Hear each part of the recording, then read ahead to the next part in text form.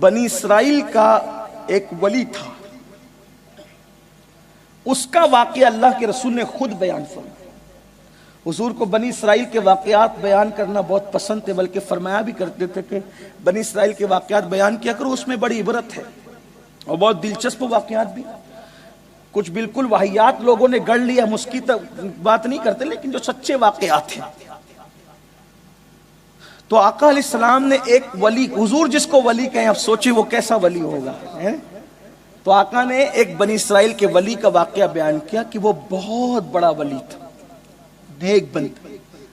اس نے اپنی خانقاہ عبادت گاہ بنا رکھی تھی، اور اس کی والدہ، اس ولی کی والدہ اس سے ملنے آتی تھی۔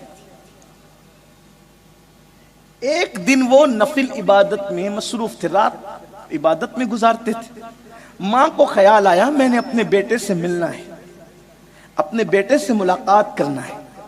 ماں آئی، دروازے پہ دستک دی، بیٹا تیری امی تجھ سے ملنے آئی ہے۔ یہ نماز میں تھے، دل میں خیال آیا نماز پڑھ رہا ہوں، سلام پھیر کر ماں سے مل لوں گا۔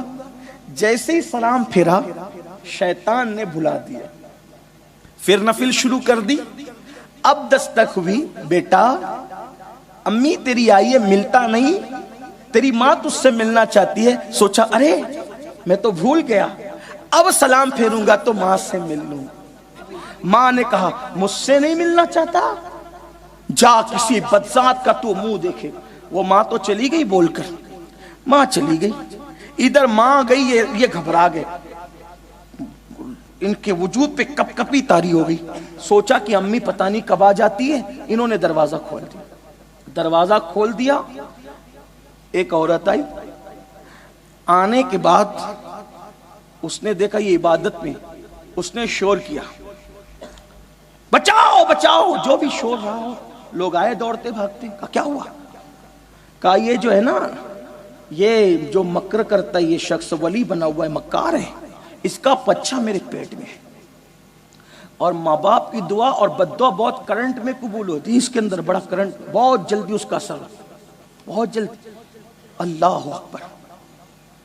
اب لوگ، پبلک تو پبلک ہے، لوگ کسی کو نیک جلدی نہیں مانتے، لیکن بد ماننا ہو تو لوگ بہت جلدی کرتے ہیں۔ پبلک نے خوب مارا، کس کو؟ اس ولی کو۔ عبادت خانہ توڑ دیا، خوب مارا، عبادت خانہ توڑ۔ انہوں نے کہا ہوا کیا، مجھے بتاؤ تو صحیح نا، میرا قصور کیا ہے وہ تو بتاؤ نا، جرم کیا ہے وہ تو بتاؤ نا۔ تو کسی نے کہا یہ کیا کہتی ہے؟ کہا کیا کہتی؟ کہا تیرا بچہ اس کے پیٹ میں ہے۔ انہوں نے کہا رکو، کتنے مقبول تھے دیکھو، رکو۔ وضو کیا، 2 رکعت نماز پڑھی، اور اس کے پیٹ کی طرف اشارہ کر کے کہا اے بچے تو ہی بتا تو کس کا بچہ ہے۔